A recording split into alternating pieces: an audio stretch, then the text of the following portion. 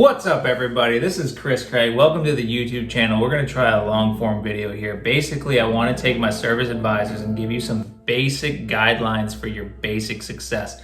I'm just going to give you some tips that has worked for me throughout the times. And I'm also going to provide you step-by-step how to greet the customer, how to handle the customer, and how to follow up with the customer. And then finally, take the customer, put them back in their vehicle, and tell them to have a great day. Just basic things to work on is just to be confident. That is so important.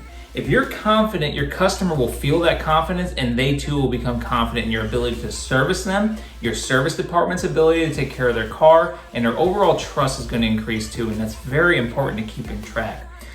You don't have to know everything to be confident. You don't have to be confident to be perceived as confident. Just come across as confident. Be happy, smile, and greet the customer. And anything they need, even if you don't have the answer right now, just go ahead and tell them. You'll get them the answer and you'll take care of it. It's okay to not know everything up front. If you try to act like you do know everything up front, you're going to come across as something you don't want to come across as. You're going to be perceived as arrogant. It's okay to not know all the answers. Another thing that you can do as a service advisor to set yourself up for success is to understand the other roles of your team. Dealerships, service departments, auto mechanics, it is a team, okay? You're the service advisor, your technicians work on the car, they diagnose it, they fix it. You have your parts people that take care of getting the parts, ordering the parts, promising the parts by a certain amount of time. You have a BDC in some cases, the Business Development Center. They're the ones making the phone calls and setting up your actual appointments if that's your setup. Make sure you get to know those people. Also, your porters. It's important to know your porters, okay? The stronger relationship that you have with your porters, the better off you're gonna be, because at the end of the day, if you want that seamless event with your customer, they come to pick up that vehicle from you, and we're gonna get to that step. And basically, that porter and you, I had a porter that was so good that a customer would come in and be in my office. The porter was already in my office. He'd whisper what tag number, I'd hand him the keys, and the car would be in the service lane just as the customer's standing up in my office. And to have that kind of relation with the porter, I mean, that is your sidekick. Don't underrate your porters by any means. So let's get into greeting the customer, helping the customer all the way through the process to the point of charging the customer and having them a nice day. Greeting the customer is the most important part of this process. You don't want to overdo it. You know, a lot of people will overdo it and come, hey, customer, oh my God, I'm so happy you're here. And it's just going to overwhelm them. They're already feeling a little overwhelmed. They're in a service department. It's not a comfortable place for many customers to pull in. When they come to your service lane or your shop, they're coming to you with a problem or a chore. Either their car is broken and they have a problem and it's stressful, or they have a chore. They have to do maintenance. They have to do an oil change. It's annoying. It costs money. I don't want to be doing this. I need to be here. I want to be over there. I'm on my lunch break. You know, so understand that the customer is not happy to see you, but you can turn that around if you greet them properly. You don't want to be on the opposite end of the spectrum either, where you're doing this thing. Oh, I hope that customer doesn't notice me. Don't make eye contact. I don't want to write them up today. I don't want to deal with it. Don't be that advisor, okay? Even if you're slam busy, and we all are, do your very best to take 2 seconds from your busy time, look up, and do that to the customer. Just do that right there. Hey, 1 minute, I'll be right with you if you're busy. Go and greet the customer. Let them acclimate for just a minute. Don't surround their vehicle. They're gonna pull in, let them sit there, let them put it in park, let them look around for just a few seconds, and then walk up. Hi, Mr. and Mrs. Nice to see you today. Hi, customer. Hey, great to see you. Just introduce yourself. Say, hey, this is Chris with such and such service department. Welcome in. How can I help you today? And just make sure you say that. How can I help you today? And then the customer is going to say, you know, I have an appointment today, or I'm having this problem with my vehicle.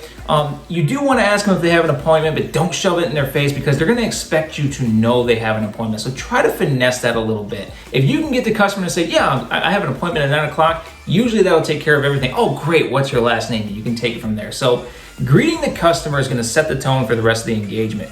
And how this is so powerful is if you properly greet your customer, it's going to inspire confidence and trust. And all that stress they pulled into the service lane with, I don't want to be here, I don't want to deal with this, it's going to cost so much money, it's going to float away because, oh my God, here's Chris and he's going to take care of me. Trust me, it is so powerful, because at the end of the day, the customer has to take care of that car. They don't have to take care of it with you. So just make sure you be that good customer service representative. As the customer's explaining to you what their concerns are with the vehicle, make sure you're taking great notes. Okay, you want to get verbatim what the customer is saying and transfer that to your technician. That is so important. As service advisors, We are representatives of the customer. When you speak to your technician as a service advisor, it is incredibly important to understand that you are currently being the customer with a different face.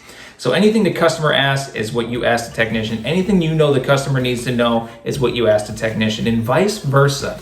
When you're engaging with your customer, especially up front, you need to be the technician. You are now the technician's representative to your customer. So anything the technician is going to ask you, just think this: what is my tech going to ask me? What has he or she asked me in the past? And remember those things and ask that to your customer, because later on you'll have to if you haven't asked it up front. So make sure you're asking all the right questions. What speed does this happen at? Does it happen when you're turning left? Does it happen when you're turning right? Is it raining when it happens? Is it intermittent? All these questions are incredibly important. Have you ever had a check engine light come on?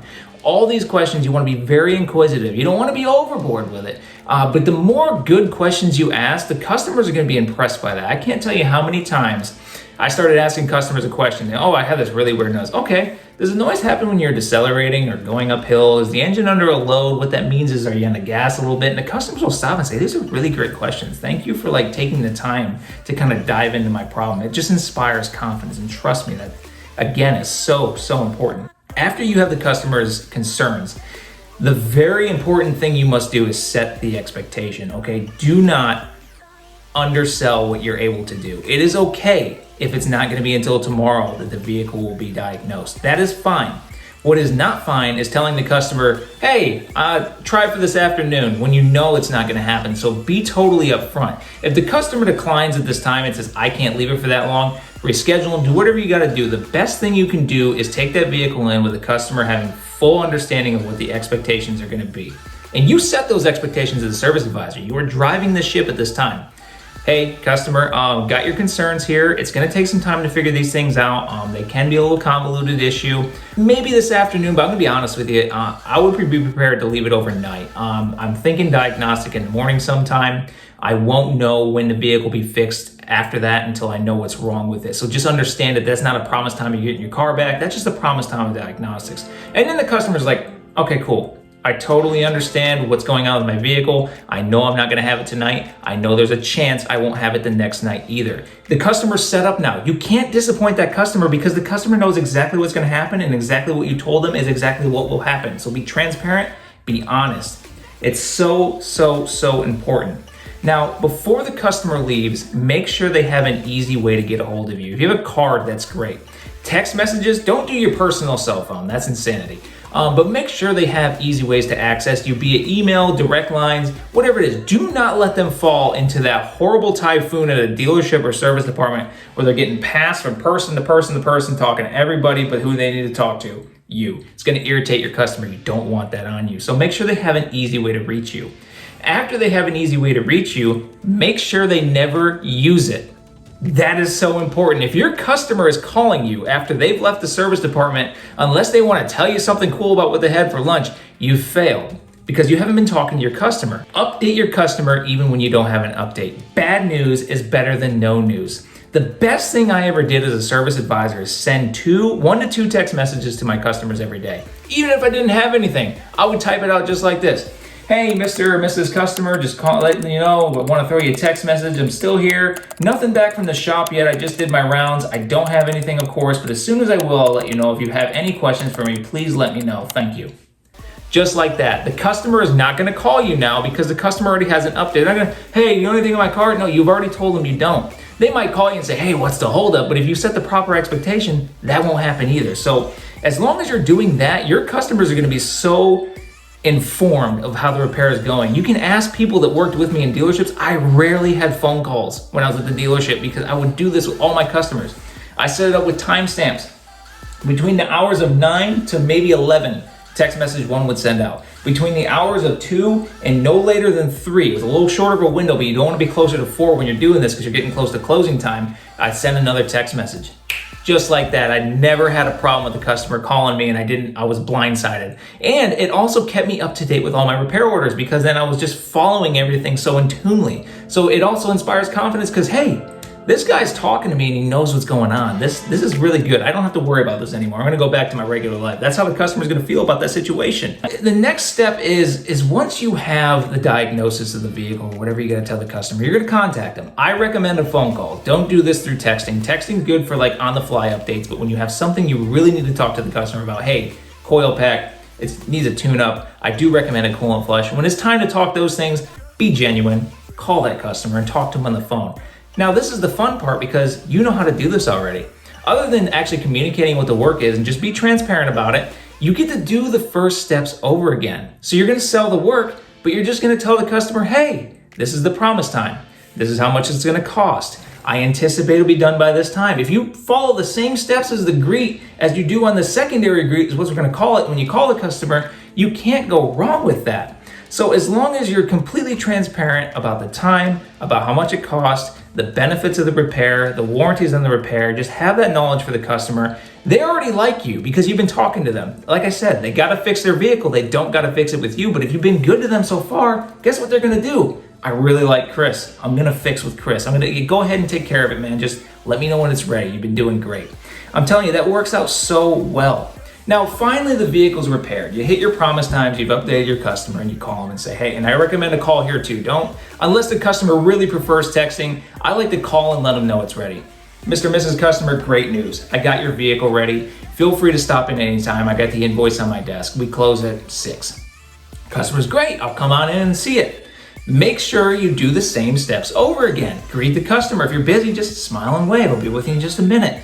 Greet the customer, welcome them in. Hey, welcome back. Great to see you. You know, oh, the car is great. Just talk to them a little bit about it. Be their friend. They want a friend in this industry. You can be that person. Stand up. If they're cool with it, shake their hand. Tell them to have a great day. The vehicle's right here. Walk them to their car if they have the time. Say, hey, have a great day, and then give them your card. Give them a point of contact, because guess what? If you followed all these steps and made it to this point in the video and you start doing this with all your customers, you're gonna create an exclusive customer base for yourself. I can tell you, as a man that has moved around in different service departments, customers followed me.